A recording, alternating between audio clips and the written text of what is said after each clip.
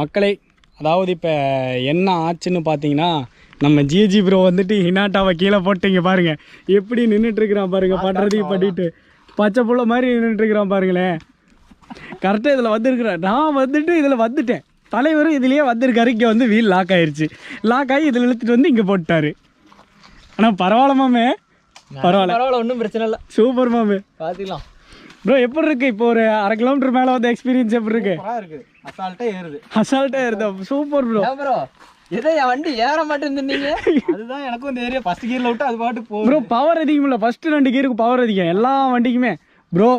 Dominar bro, நீ தான் இருக்கிறதுலே கவனமாக வரணும், ஏன்னா ஒன்று தான் வெயிட் அதிகம், நீ தான் இருக்கிறதுலே கவனமாக வரணும். ஒவ்வொருத்தருக்கும் தான் இவ்வளோ கேப் விட்டுக்கோங்க, அந்த தண்டி கம்ம தூரம் கேப், இந்த கேப்பா அந்த அளவுக்கு இல்லடா. நீ அந்த டிஸ்டன்ஸ் போனேன்னா நான் போயிடுறேன், பேசாம மேலேயே போயிடுறேன். நீ போற ரூட் ஒரு மாதிரி இருக்கும், நான் வந்து கல்லா பார்த்து ஏத்திப்பேன், கொஞ்சம் கேப் மண்ணு சரி